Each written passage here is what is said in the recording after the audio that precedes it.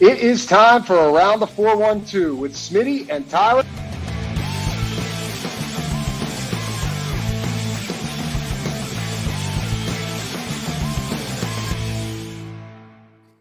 Welcome back to another episode of Around the 412. I am Tyler. With me, as always, is my co-host Smitty. Be sure to follow us on all of our social medias at Around the 412. Also, if you're not watching the show there already, check us out on YouTube. Hit subscribe and hit the notification bell so you never miss a video. Also, follow us on all of the listening platforms where you can find Around the 412 as well. And check out the description of the show where we've got all the links to our great sponsors. But also, we have year 8 of Rocking Around the 412. If you're not aware, it is our Christmas fundraiser where we help provide children in the local 724-412 areas the Christmas that they've always deserved, the Christmas that Smitty and I never had to worry about where it was coming from growing up. Being able to help give back to the local Pittsburgh community it's our baby, and it's what we love to do. They have the GoFundMe link that is going to be in the description of each and every show, as well as in a couple months getting involved with the East Rochester Salvation Army like we have the past few years in the name of our late friend Dalton Keene. And we will continue to put out more information whenever that happens, but there's multiple ways to get involved. The GoFundMe link, like I said, is in the description now until I think we said December 13th is going to be the cutoff this year. So if you want to get involved there, please share the message or donate to the message as well. Yeah, I actually just talked to Mary Kay this past week, and not about that necessarily, just trying to figure out a timeline of when they typically do start, because they have they're pretty busy with back to school stuff like that. They do a big thing for that as well. So as soon as that passes, I would expect very early September to be when we start getting involved with taking tags as well. So if you were hoping to take a tag or specifically get involved with that part of the cause, I would say September is probably the time to reach out. And again, all this information will be passed along on our social media feeds as well as on here. So, but continuing along with putting information out there, we talked about the horse nickel golf outing, and actually you can still register. I guess there's still some spots for some foursomes. So reach out to them. We've had that Facebook page down below as well, to the page itself, not the registration link, and just hit up Ross and see if there's still spots, because I know that there were some. I don't know if they had a couple back out or what happened there, but he told me that there's still some spots for foursomes. And by the way, I'm going to be working a hole. I don't know if it's going to be this specific hole, but they got hole 9. If you get a hole in one, which obviously, if someone gets a hole in one, I might give them this amount. I'm not really, but you'll win a $10,000 prize from the course itself if you get a hole in one. Oh, wow. On hole number 9. So yeah, hole 9 is going to be the hole to be on. So yeah, I don't know. He asked me if I wanted to work a hole, and then after he told me that, I'm like, that might be the one I want to work, just to see if somebody can actually get it or how close to the pin they'll be able to get it. But yeah, so if you're playing in that already or now thinking about it, there you go. Hole number 9 could possibly win $10,000 if you get a hole in one on that. And we told good friend of the program, John Sargison, we had a shout out to give. We found out we had a new watcher or listener. I'm not sure if he's a YouTube guy or an audio guy, but Dave Bryant, the future father-in-law of our friend John Sargison, now an Around the 412 guy. So shout out to Dave. Yeah, shout out to Dave, longtime listener. First time watcher. I don't know. I think the video I saw, he was on YouTube. So I think he's a watcher. Okay. All right. Well, there you go. Shout out, Dave. And we'll give you a wave as well. Subscribe, Dave. yeah. We found out we don't know if he's subscribed. Maybe he's just watching and not subscribed. So make sure that you're hitting that subscribe button as well, Dave. Be like everybody. Well, I guess not everybody else. Be like 40% of the people. 60% of the people aren't subscribed. So everybody do that right now before we carry on. Maybe the reason people aren't subscribing is because we're going about 5 minutes without talking about Steelers football on the Around the 412 Steelers show. But we can dive in. This is the week of training camp. We're going to talk a lot about the headlines that we're looking forward to, maybe position battles that we want to see. I got to get your thoughts. First and foremost, though, Tyler, we haven't talked since the throwbacks were released. What do you make of the uniforms? I think they're interesting. I definitely didn't expect those jerseys. I like the modern approach that they're taking with them. If they would have kept I think they wore a similar jersey back in the 90s where the number was smaller and up in the corner. I wouldn't really have loved that. But the modern approach with the modernized numbers and the jersey style, I'm okay with it. It is a lot of yellow. So if you're not a big fan of yellow, like my wife is or isn't, I should say, maybe you don't like it as much, but I dig it as far as I mean, there was a lot of comparisons to the Bumblebees and saying a lot of people saying which one they thought was better. I think I prefer these over the Bumblebees. I need to see them in action though. So whenever we play Green Bay, I'll get a real feel of how much I actually like the jersey or dislike the jersey. But as of right now, just like on paper, I would say that I like them as a throwback jersey. I think that they're unique. I think they're interesting. Pays homage to the city of Pittsburgh with the crest and everything like that. And as far as the Bumblebees are concerned, I would say, at least looking at them and seeing them on Highsmith and Friarmouth, I like these better than the Bumblebees just on paper. How funny is it that it was those two to be the one? Like, I was just with them the day before, and they were literally like, I mean, especially Pat, like, you know, it was cool to like meet Alex and be like, hey, like this is the first time we've had a conversation, but it's funny because you've been on the podcast twice.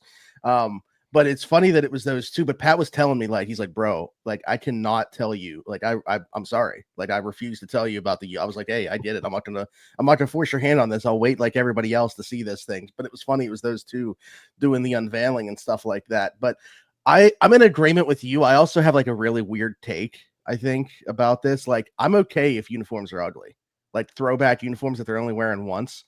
Like, there's something about it. It's kind of like the Bumblebee thing. My biggest problem with the Bumblebee is my biggest problem with this. I don't like the pants, but like, it's not like just the tan. Yeah, like I saw a lot of Vegas people. gold pant. I saw a lot of people saying like if they had black pants with this, it would have been really good. And like, yeah, but then like, is it a throwback? Is it really a throwback like, then? Because they're trying to emulate the pants. Yeah. So I don't know. I don't necessarily, and it's kind of odd to me as well, like how different the back looks as opposed to the front, like different colors, numbers, because you have like the white big numbers on the front, then on the back you just got it the name and number in black, and you don't have like the pattern that you do on the front. So it's not like universal on the jersey the way that it is. Yeah, that's true. But you know, I don't know. Maybe I'm getting a little bit nitpicky with it, but again, like, I'm completely fine with them because they're wearing them once. I think they have to have them as their throwback at least next year. If they're going to wear a throwback, you have to have them for at least 2 years before you can replace them with another one. So this means this is replacing the block numbers. So, you know, I don't necessarily love that because you know how big of a fan I was of the block numbers. Sure. But yeah, I think they're fine from a nostalgia purpose. And again, like, I do, like, you kind of like the idea that they shifted the spots for the number and the patch paying homage to Pittsburgh, because I think that should have been smaller to begin. It was kind of odd to me that the number was just real small in the past up in the top left. Yeah, I don't know. I mean, they're fine. We'll see them in action. And to your point, like you said about that, I think until we see them on the field on players, it's going to be tough to, like, I feel like we always end up saying, oh, those end up looking better than what we thought they were going to.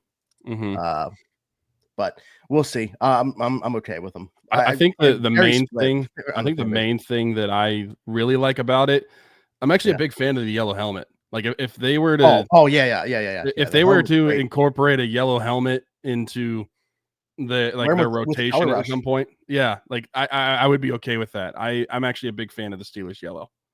Yeah, wear it if they wore that with the color rush, I think that would pop. I actually saw like somebody put up Patrick Queen in color rush with that helmet photoshopped onto him, and I thought it looked awesome. So I'd definitely be on board for them doing that. I don't know what the league rules are in terms of that, if there is any, but we'll see. Excited about that. I certainly don't think they're like an upper echelon throwback or anything like that. I would have liked to. People call them the Batman. I'm sure you know what I'm talking about. Yeah. Like, that would have been the one that I would have liked to have seen this time. Maybe that's the next one coming. I don't know. It's not like they have like a ton of options here with what they're going to do. I also, at some point, would love to see a white block number come back, but those are the two that I would be. I mean, the block number jersey are the upper echelon throwback jersey for the Steelers. And I'm a very hard advocate for wanting that just to be the full-time jersey, but I digress. Mm-hmm. Yeah, you know, Alan's take on it, and I mean, I'm in agreement with you, but I understand where Alan's coming from. Is like, when I've said that, he's like, you know, I think it means more if they only wear them like once or twice And like, yeah, I mean, certainly a point to that. I get that. And there's nothing necessarily wrong. People probably also said that about the Penguins when they were Vegas gold and they were throwing in the Pittsburgh black and gold too. And then it just made too much sense to just go back to the Pittsburgh black and gold. I definitely do think that there is something to people just wanting what they currently don't have, though, as well. Because I feel like if the Penguins were to have come back with a Vegas gold alternate, people would love it. Like a revamped version of that uniform. Like people would be all about it and they would fly off the shelves, even though we were pushing to get rid of it. They get the Pittsburgh gold back in here.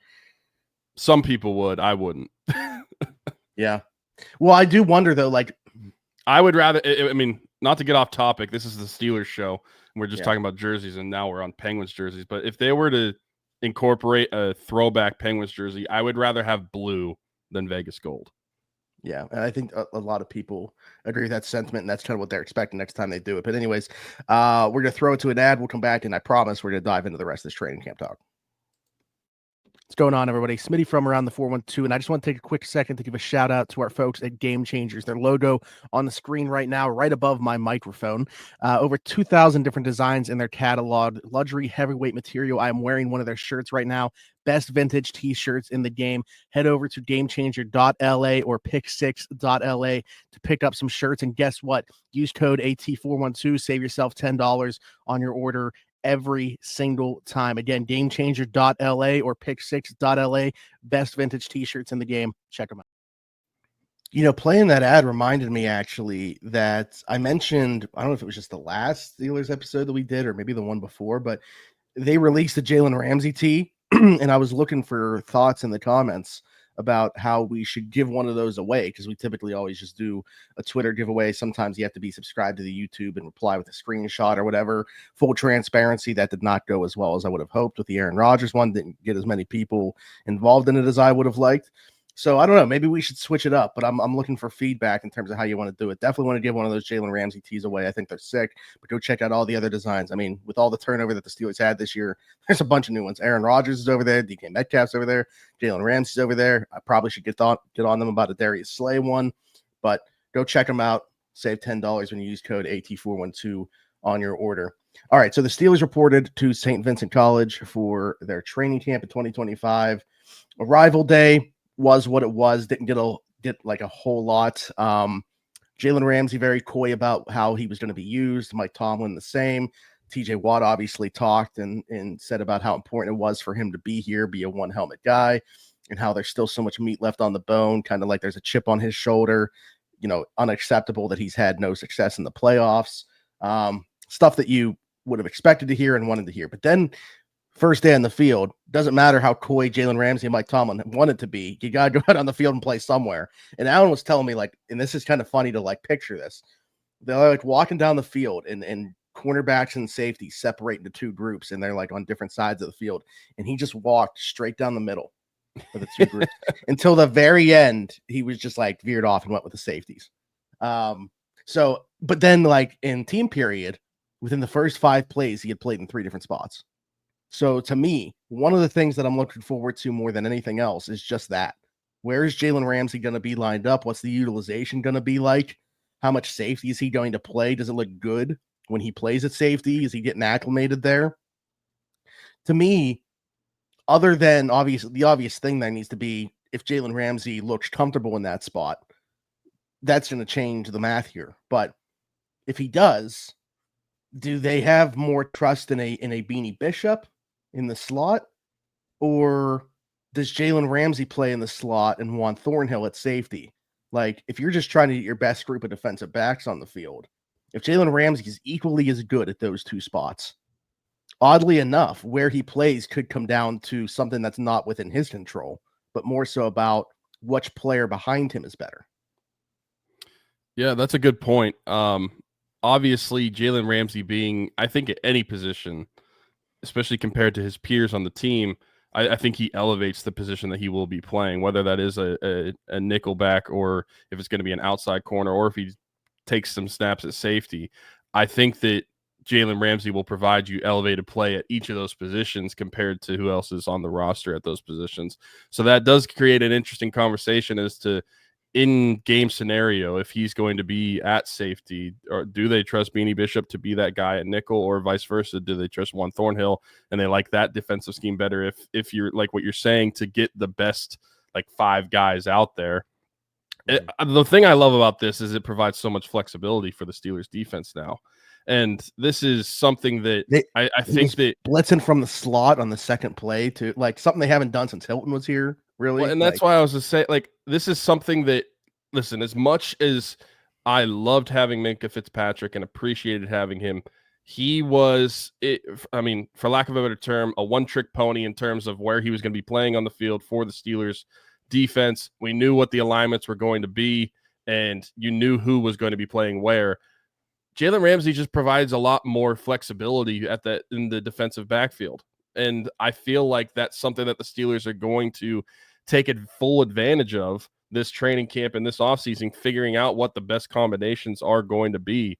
I think that when you look at this trade, you really traded for not just the individual player, but more defensive flexibility amongst your defensive backs. And that's something that I think is going to create a really good back end of your defense, because you can truly figure out what combination is going to be best for certain situations. Like maybe it is better against certain schemes or certain teams to have him at the safety position, but then against a different team to have him at the nickelback position when you're putting your best defensive backs on the field. And I mean, so far, I know it's only been a couple days, he's been just as advertised. Like Jalen Ramsey is a elite player still, and the Steelers defense is going to be really good with him. Yeah, I think moving around is going to kind of be the theme of this. Terrell Austin's gotten a lot of crap over the last couple of years, but I think that the investments or lack thereof within the defensive backfield have been why things have had to be so vanilla. When they tried to like mix things up, look at what happened at the end of last year. Like they have communication issues anytime that they tried to do something different and really mix things up. I will say, and I'll continue to state this point every time that I get the opportunity to do so, I really think it's a misstep not bringing a senior defensive assistant that has the front 7 background, because I think if there's one area where I question their ability to get creative, it is going to be up front. Kind of where I want to go now, though, is we've talked about it. TJ himself has talked about it. Tomlin acknowledged it. TJ's got to move around a little bit more. We've seen him just through 2 days moving around in a couple different spots. It's not like an easy button where all of a sudden, that's going to be the secret to unlocking this, like, him and Highsmith flipping spots or whatever. To be honest, I'm more intrigued by the idea of him rushing over the A or B gap and having Herbig or Sawyer also on the field along with Highsmith on the other side. That to me is where the moving around the line part is going to be more prevalent and more impactful than just him rushing over the left tackle and Highsmith over the right tackle sometimes. Yeah, I agree with that. And I think that even going back to last season, we mentioned that whenever we were saying how they should be moving him around, if he's just going to be kind of the same thing over and over again with the defense, him rushing out of the A or B gap and getting like Herbig out there would be more interesting for the defense. Otherwise, I don't really think if you're just swapping sides, I don't necessarily think there's all that much of a point to do that if he's more comfortable rushing off of that left side. Like, do you think, I mean, it's not going to be that hard for them to be like, okay, now the running back has to chip on this side as opposed to this side. Like, it's, again, like, I guess it's maybe keeping them on their toes a little bit more before, like, pre-snap. And I don't know, maybe it adds to that, and that's on their mind a little bit more. But like, yeah, it's I don't know. I don't think it's that much of an adjustment for the quarterback and the offense to make to see TJ on a different side. Now, I think if you're getting 3 edge rushers on the field at the same time, that 3 outside linebacker package that we've been clamoring to see more of, where he's now rushing right over the center, then I do think that is a much different case. Yeah, and that just brings more, like what I was talking about with the defensive backfield, more flexibility, more capability of your linebackers, and being able to throw different looks at an offense, because I feel like the Steelers have, I mean, correct me if I'm wrong, do they play more base than anybody in the NFL in their defense? Or at least that used to be the case with the Steelers defense. And yeah.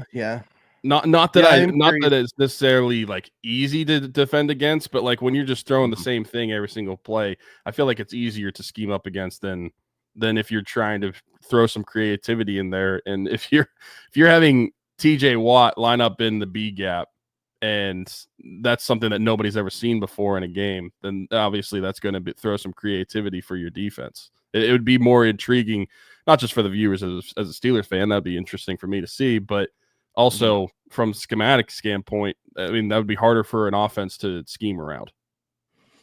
Like differences up front, I think that they got to send Patrick Queen blitzed his fewest times or lowest percentage that he ever has in his career last year. And he's a very good blitzing linebacker. I think we need to see more of that this year. And then on the back end of things, like I think we should see a lot more quarters coverage. Darius Slay ran a ton of it under Vic Fangio in Philly, and even prior to Fangio being there, was playing a lot of that in Philly. Joey Porter Jr. is kind of like built for that. Jalen Ramsey can do whatever. I mean, schematically, I'm not necessarily worried about how he's going to fit into anything, but for a team that's run like exclusively cover 3 on the back end, I think that they need to throw some different things as well on the back end, not just up front, like we're talking about there. But sticking with the defensive front, Allen cannot stop talking to me about Derrick Harmon. Like he said, he thinks he's like the next great Steelers defensive lineman. That's very high praise to give this early in his tenure there. Like in this setting, it's interesting to see what are you looking for in this setting? They haven't put pads on yet or anything like that. But I think it's more so just like the way that he's going about his business, and also taking consideration like who he has to lean on right now. Learning from Cam Hayward, and also taking time after practice to just like be with TJ Watt working on stuff, because that's who he's running next to right now on the field is TJ Watt. So if you're like running stunts or anything like that, that's the guy that's going to be lined up directly next to him. But yeah, I mean, very high praise. And it's kind of funny because just in terms of like storylines, first round pick is normally a guy that we talk about a ton. He's gotten kind of buried by all the storylines, if you will. I mean, Aaron Rodgers coming in, the trade for DK Metcalf. Obviously, everybody wants to see DK go against all these corners in those one-on-ones. There's just been so much turnover where I feel like no one's really talking about this first round pick, but it's early with the early returns. And Allen's not somebody that just says stuff to say stuff. I can't wait until we get to the preseason. I don't know how much he's going to play, but I can't wait to just see him actually play in a game setting. Yeah, that is high praise. And honestly, thinking about recent first-round picks, I don't necessarily think it is going to be a bad thing to not have a storyline around him. If he can just go by and do his business. I mean, going back to Broderick Jones, whenever that first-round pick was selected, a lot of talk about him being the next great tackle for the Steelers, when a lot of people, and I'll throw us included, were saying pump the brakes on that a little bit. Like this may take some time, and I feel like that has played out, and then if ever, but I don't think it's necessarily a bad thing having a first round pick just kind of fly under the radar like that in training camp. And I do think that Derrick Harmon was a great talent coming out of college. The fact that he's getting that praise from Allen is great. If he turns out to be, because that's really what he was drafted to be, is like more or less an heir apparent to Cam Hayward. And being able to bolster that defensive line, because let's face it, Cam is in the twilight of his career and not sure how much longer he's going to be playing. But if he can be at that level right away, then that makes you feel a lot more comfortable about what the Steelers have on the defensive line. That makes me a lot more excited to see what he's going to bring. And yeah, honestly, now that you mention it, because you mentioned that to me before we actually started recording as well. Like I wasn't even thinking about Derrick Harmon at all, which is funny because he was the first round pick. Like I kind of forgot that he was even there because there was so much else around the team to talk about, the first round picks flying under the radar. But like I said, I don't necessarily think that's going to be a bad thing. We talked a bit this week about something that you just kind of brought up right there, and man, was not something that I was all thinking about, but it was a great point. You just mentioned kind of like a baton passing, if you will, that's going to take place between Cam Hayward and Derrick Harmon, hopefully, assuming that this pick turns out the way that we think it could. And I think that that's why this defense has been able to be so good, like year in and year out, is because there's constantly that baton being passed. Like there's overlap every time that a guy gets brought in, they get to play with a guy that played with greats of the past. You know, when TJ was brought in, Cam was already here. Cam had played with the likes of Kiesel and that group. So that baton was constantly being passed on defense. Other than the obvious issue of not having enough talent, like that's a big problem on the offensive side for why things have gone the way that they have. It was all, man, like no one was there with all due respect, like 1 year of Pat playing with Ben. That just was not there. Like all those guys left when Ben left. The Castro, Pouncey, like the entire offensive line, really, that group that was so good. There was just like it's basically like it was nipped at the bud, and there was no transition period for the offense. I think that that's a big reason why the defense has been what they are and the offense has been what they are, is because that never took place. That's a good point. Like taking some of these younger players under your wing and being able to teach them. I mean, obviously, teaching them little ins and outs of to better their game, but just how to be good pros too. I feel like that goes under the radar for a lot of people. It's just how to carry yourself at a professional level and train the right way, do things the right way to set yourself up for success.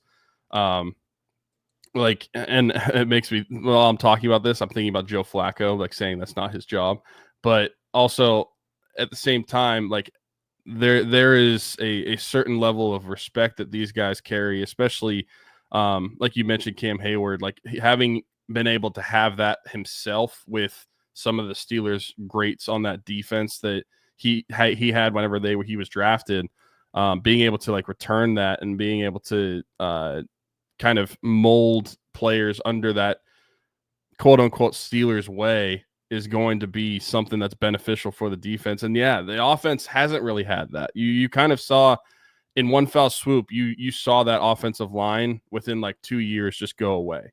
And you never really saw any training from any of the older guys for any younger guys. Cause I mean, Broderick Jones didn't play with any of those guys. And you never really saw that from, like, you never saw a quarterback being molded under Ben. You never saw wide receivers being taken under the wing by anybody else. Like, yeah, you're right. The offense never really had that. And I'm sure that is playing into the way that the offense has done. Obviously, being younger, not having as much money on that side of the ball, that has its own issues in its of itself, but not having those types of examples and leaders that you've gotten for the younger players over these past several seasons, that's probably played an effect to it where they've kind of just had to figure it out on their own. Yeah. And still waiting for them to do so. Yeah. And obviously we know Aaron's only going to be a 1 year thing. So it's like, still, we know next year there's going to be turnover at the most important spot again. And hopefully they're able to sooner rather than later figure out some long-term things on that side of the ball. We're going to play another ad, but now I want to start talking about position groups that I'm looking the most forward to, because the one group that we haven't mentioned yet on the defensive side and is honestly the battle I'm looking forward to the most.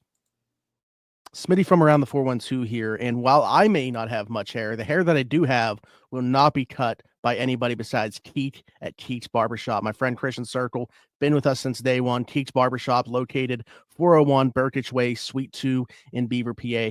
Download the app The Cut. Book an appointment with Christian today, or you can do walk-in with Tony or Ashley. But again, Keek's Barbershop, 401 Burkitch Way, Suite 2 in Beaver, PA. Go check them out. Old school vibe in there. Absolutely love it. Cannot recommend them enough. Wouldn't go anywhere else. Maybe I'll see you there. You know, I guess this isn't like super pertinent, but involves a former Steeler, friend of the program, Minka Fitzpatrick. Jersey still actually behind me. And this was just posted. He just recently switched agents. He hired Drew Rosenhaus. We know about Rosenhaus's power within the NFL, and he's looking for a new contract.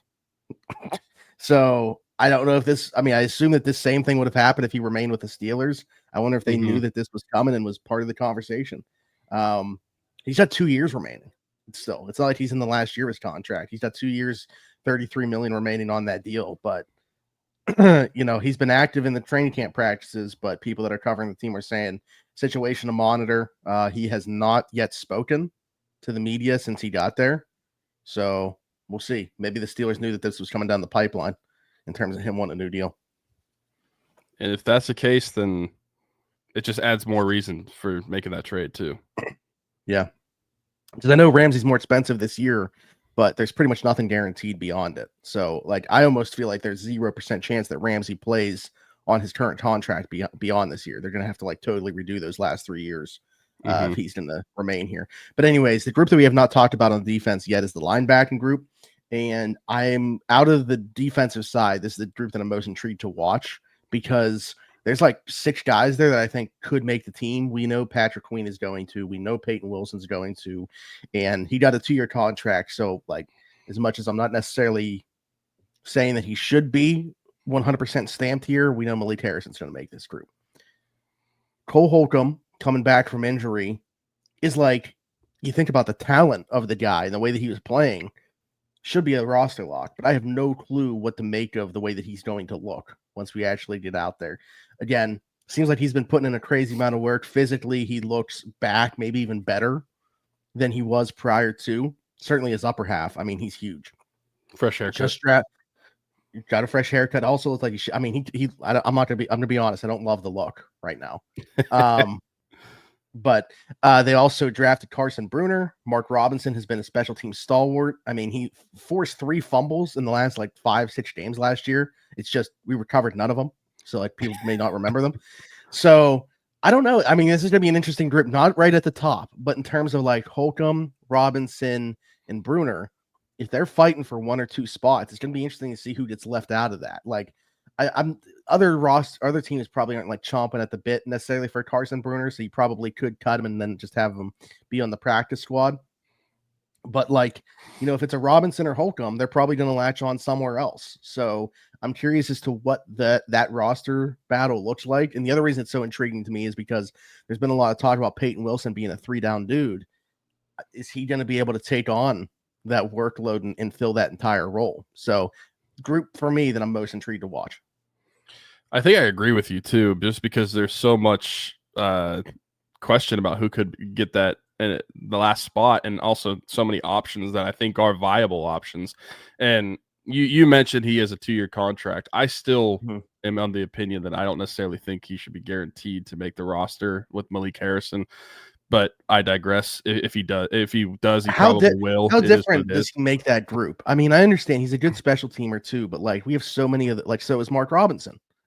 And Bruner was a good special teamer in college. So like, well, the thing that bothers me about it is like this just feels like their solution to losing a Landon Roberts when you could have just had a Landon Roberts. I think that's just why for $2 million less. Yeah. That's why I have such issue with it.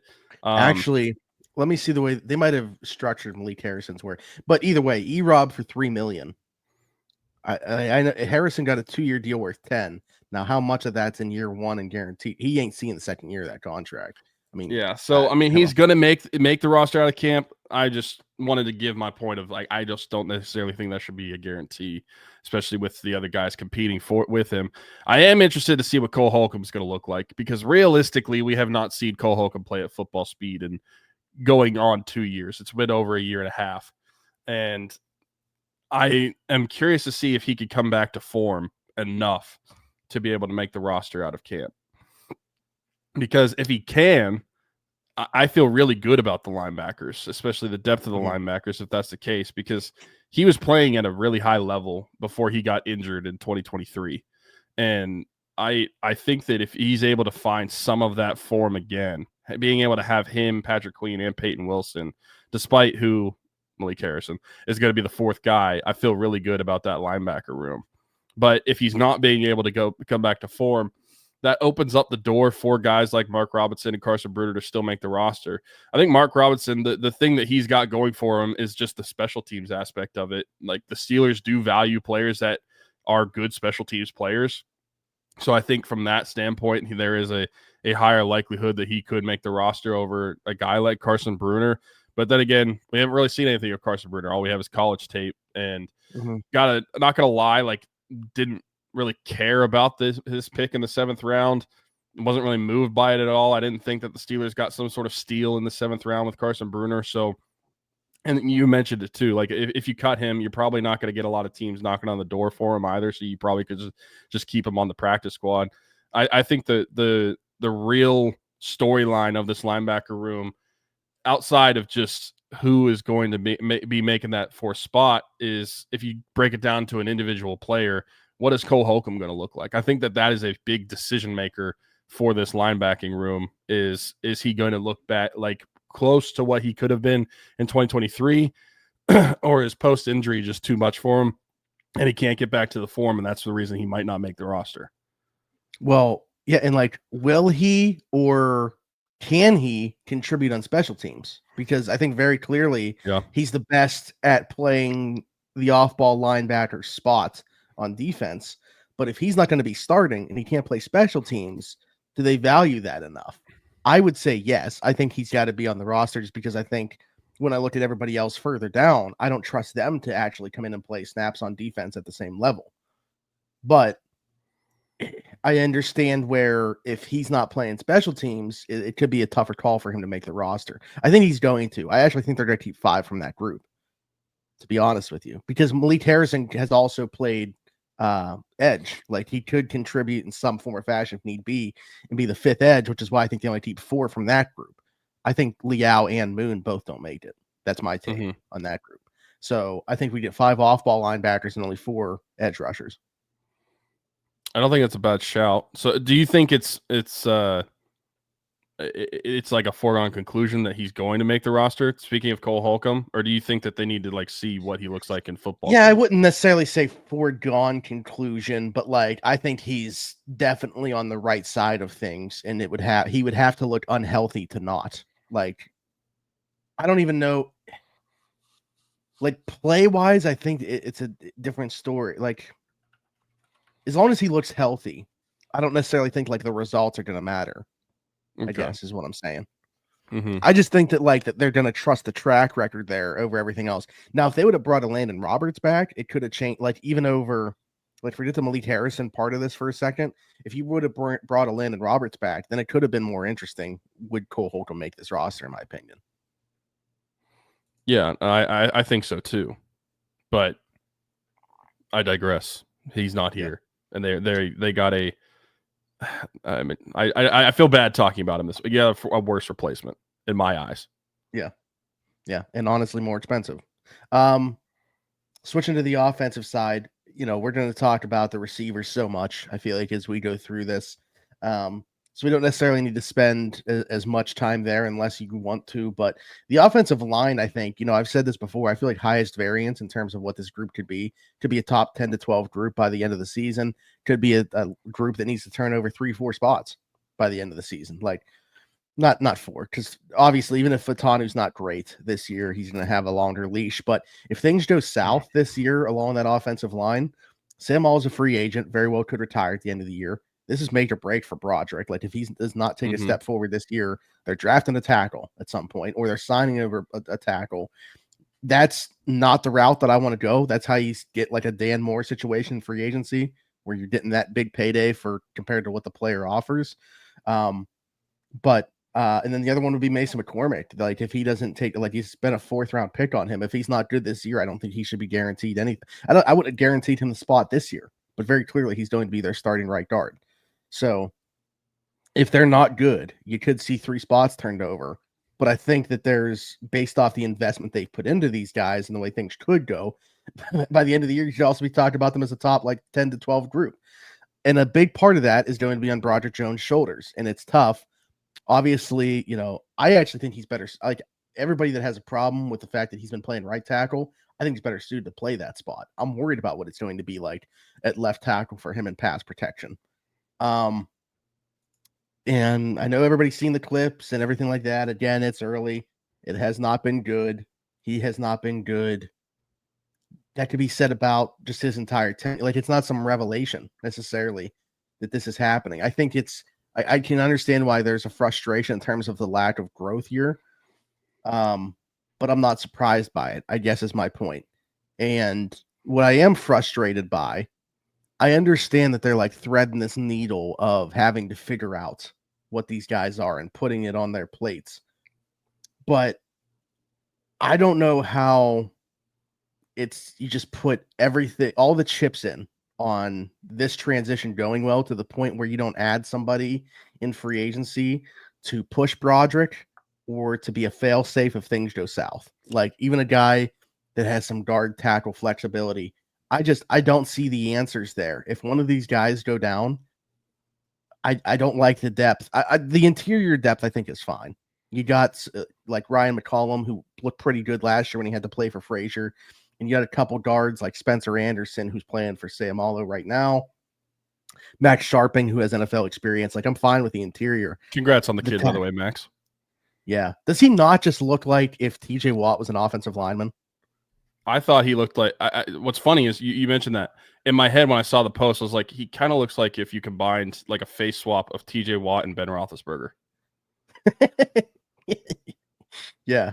Yeah. But anyway, I don't see it with the tackles. Calvin Anderson had to play against Baltimore in the playoffs last year, and the tape wasn't like disastrous, but like that's not a guy that we should be banking on, in my opinion, if things go south with Broderick, which is like a very real possibility this year of that happening. So I would have liked to see more of an investment there. And it's just odd because these guys have prioritized the trenches so much in this offseason for whatever reason didn't.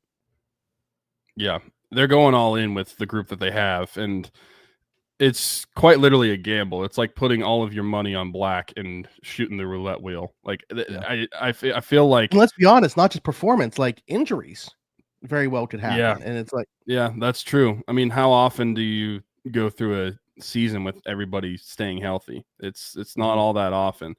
With someone as volatile as Broderick Jones too, it is make or break for him. Like this is going to be the season that defines whether, I mean, the Steelers pick up a 5th-year option or not, if he's going to be a Steeler past 2026, really.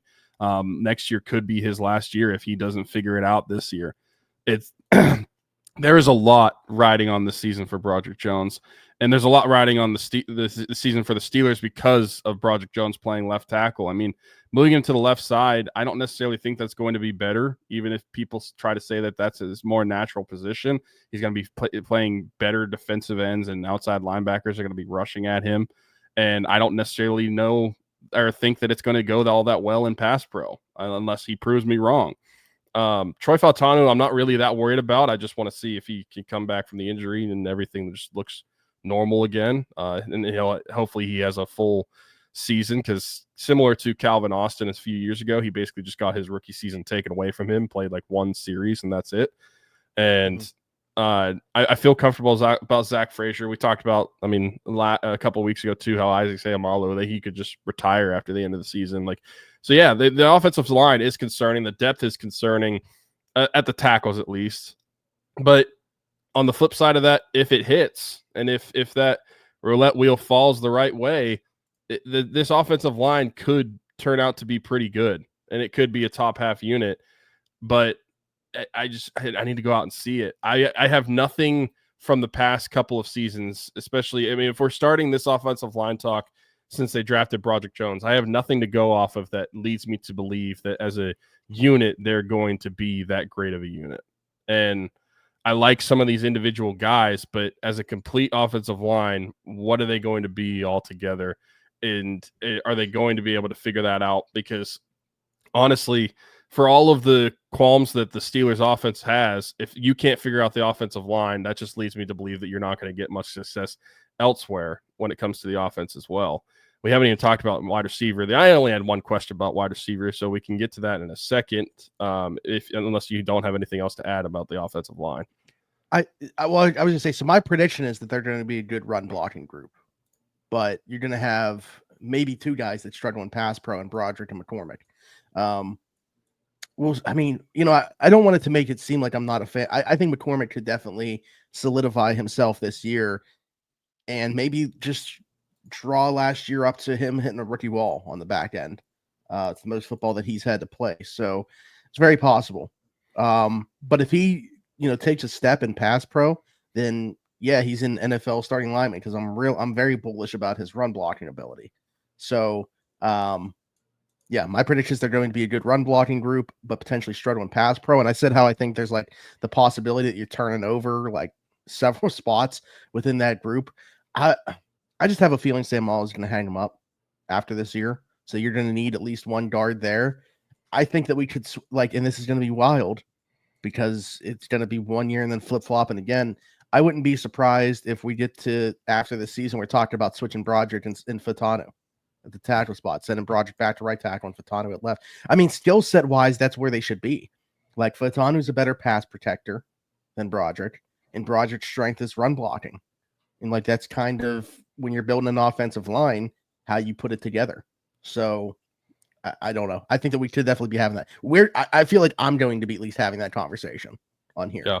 Whether everybody else is also joining in, I guess, is TBD. But I wouldn't have switched in the begin with. Yeah, I agree with you. I got to mention, I have one question about wide receiver. Nobody actually currently on the roster.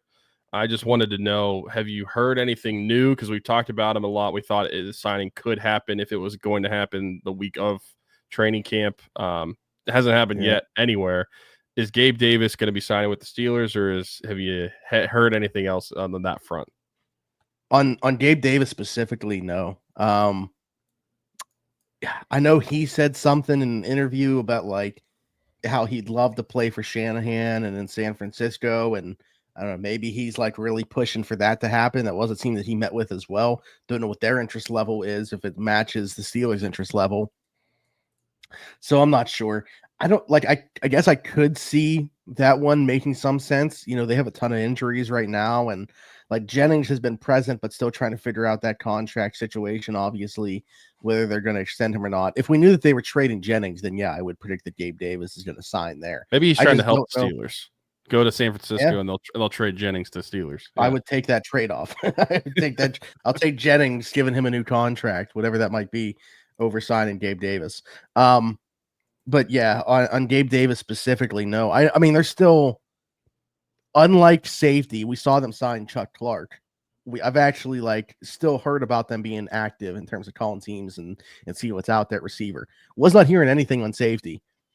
Like, I think the Chuck Clark thing was just like kind of came out of nowhere, and he was obviously already in the building. Like, he was at St. Vincent College. Comes out that he signed with the team 5 minutes later. He's walking down the hill to join the team in practice. Which I get, we should have brought that up when we talked about defense. But to answer your question on receiver, I really think this is going to come down to they're going to add somebody when we get to roster cuts. Like, I don't think they're going to end up trading an asset. I just don't think that they're going to find that partner where they're going to give up a pick that another team values enough to make that move at this point in time. It seems like they're probably always a round off of what they're willing to give up compared to what the price would be. Mm-hmm.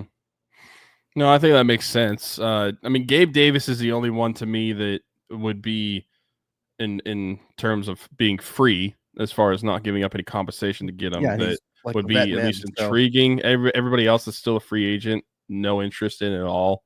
Yeah, DJ Chark just signed with the Falcons, and like, not that I was super interested in him, but he at least plays the Z. Like, from that standpoint, could have made sense. A guy that's played on the outside, but I mean, if you're talking about him being one of the more intriguing options, I think that goes to show you where free agency's at.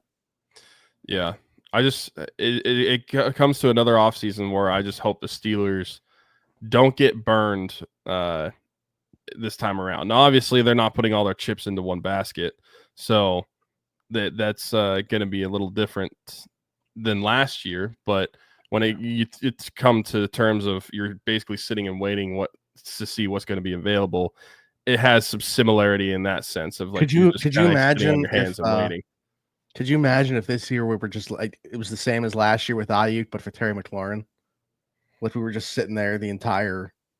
I mean, that the Ayuk thing went obviously like well into August, so like it's July 26th right now. I was trying to go back and see. I always look at my Facebook memories, and like a year ago today, I know this isn't the Pirates show, but bringing it up, we were talking about the Pirates, why they should trade for Jazz Chisholm. That obviously did not happen, and Steelers wise, we were talking about Brandon Ayuk. When that did not happen either. We'll see on that front, but yeah, and obviously like them waiting gives, you know, the Calvin Austins, Roman Wilsons more time to show what they can do in practice in the meantime. So I don't know. I mean, Roman's playing on the outside right now. He's played at the Z. He's been on the outside in 11 personnel. I'm not like, no one's necessarily told me how good or bad it's looked in terms of that, but it's a thing right now. The 3 wide receiver sets are what We thought their 3 wide receiver sets were going to. I will say it's what I thought their 3 wide receiver sets would be once we got to that first game. I'm a little surprised that it's not Woods or Skoranek right now in place of Roman Wilson this early. So maybe that's a good sign that it is just Roman Wilson being thrown to the fire on the outside. Yeah, he's another one that and it's not necessarily a make or break year, but like he has a lot to prove this season. He didn't play at all his rookie year, and I feel like to show that he's a wide receiver that's worth having and was worth the pick, because like there's a lot of doubters right now of that pick. I mean, myself included. I don't didn't necessarily love the pick whenever it was made, and so I just don't have a lot of reason to believe that he's going to have success. But what he does is could very well determine how much of an investment is made into that position, not just right now, but like in the draft or free agency next year. Yeah. So we'll see what he shows. But yeah, we should have brought it up when we talked about the defense, but the team signed safety Chuck Clark. It's funny because it's like the opposite type of safety I thought that they were going to add.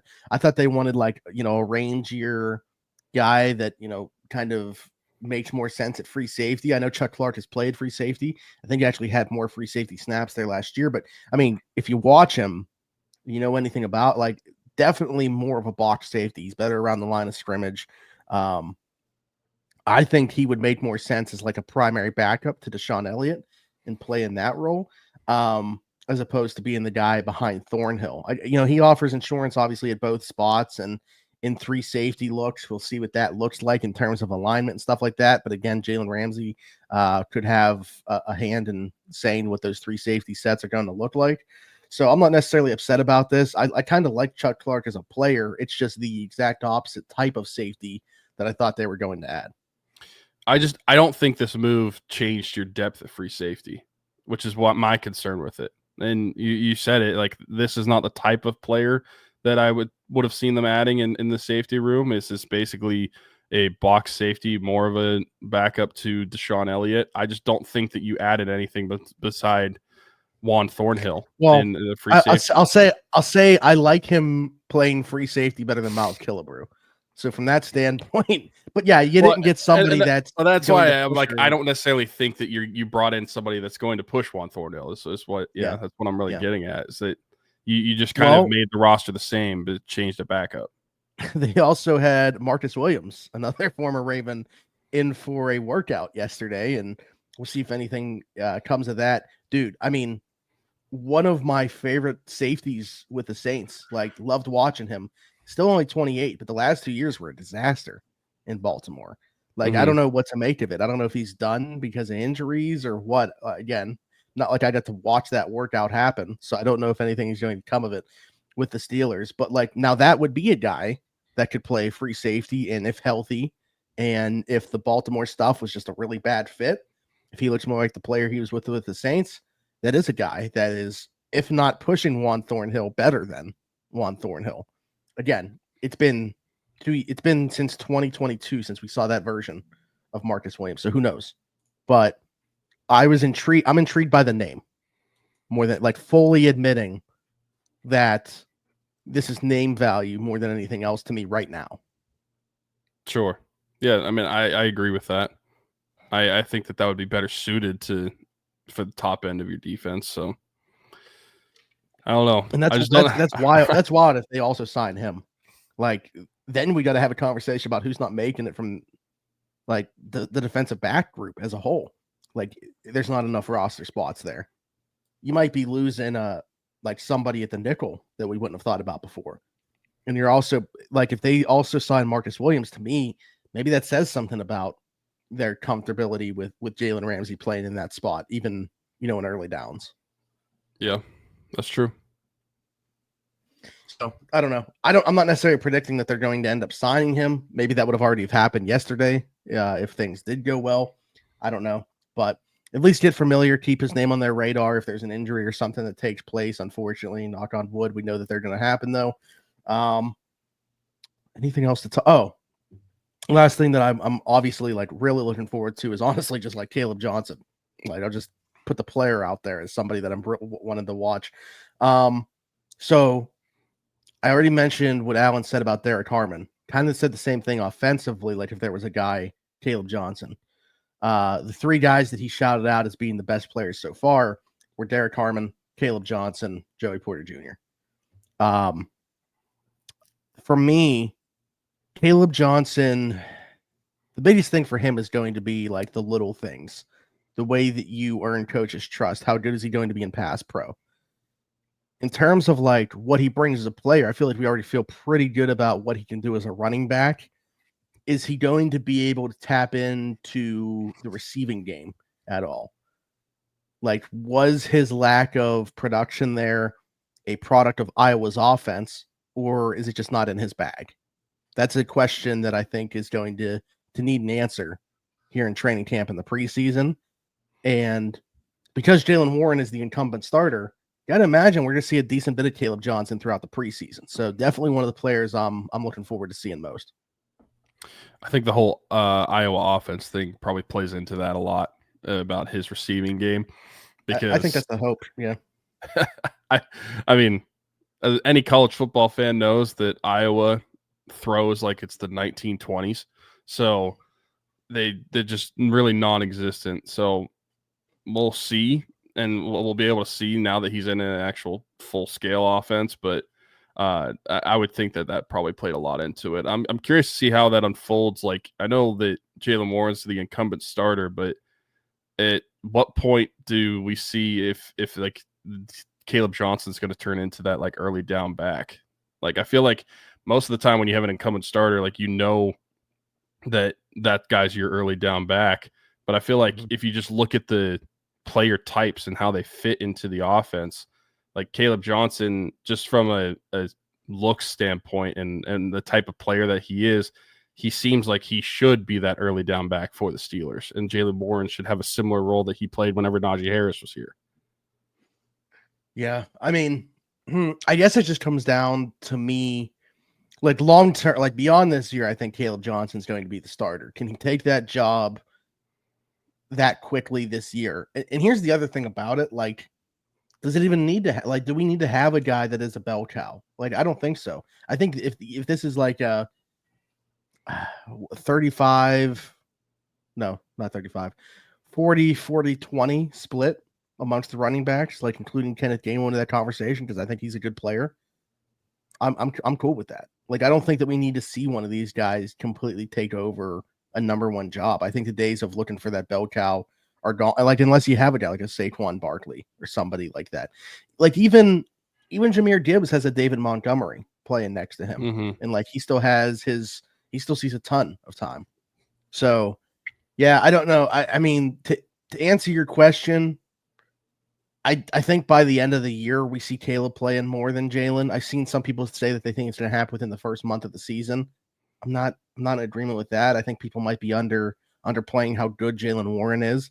Maybe it's because last year we didn't get to see Jalen Warren be Jalen Warren because of health. It just was not as effective, and I think it was pretty clear that he wasn't himself. But like, super effective player prior to that. And I think that he's going to be back to that, assuming health. So, and he's a great fit for what Arthur Smith wants to do offensively. He does everything well.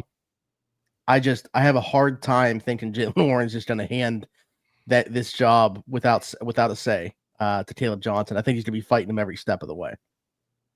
Yeah, I agree with that. And I wasn't saying that either to kind of downplay the type of impact that Jalen Warren has. I'm just looking at like the two running backs, how they fit.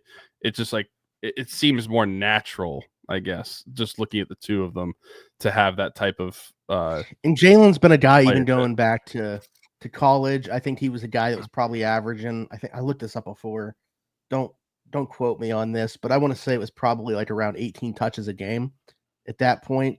Like, at that workload, that's fine. But if you're starting to get into like the mid 20s or so, like with what you would consider like, like a Saquon carries for Philly or something like that, 25 to 30 touches, can he handle that type of workload? He's obviously not going to have to, but I'm just saying, I think that's what separates a guy from being able to be a bell cow to being just like a very effective player, like we've seen Jalen Warren. I just think if you keep him around 12 to 15 touches, give Kaleb something similar, that's probably where I'm at right now. At least early on, that's where I'd be.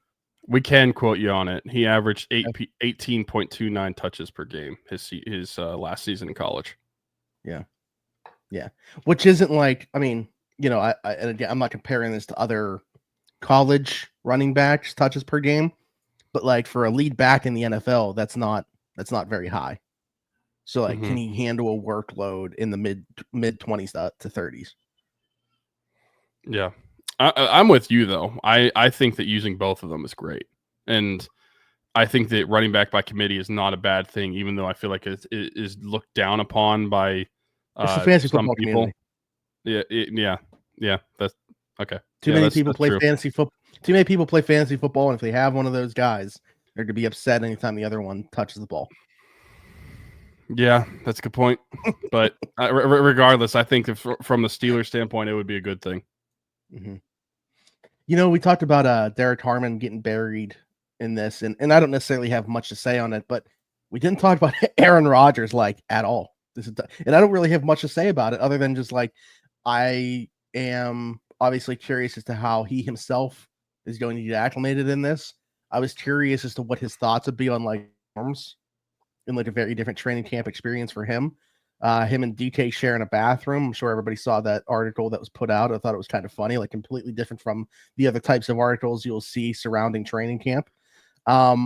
But I just want to see how like he embraces this part of the process, because it's got to be so different for him, being in a setting like Latrobe. So I'm excited about it and to hear what comes of it, and that the connection with DK Metcalf, how quickly is that going to get rolling? Sounds like it wasn't very good on day one, but I'm still looking for a clip from that touchdown pass on day 2, because the way everybody's talked about it sounds like if it happened like in a regular season game or something like that, we would have seen a clip of it like 1,000 times by now. So yeah.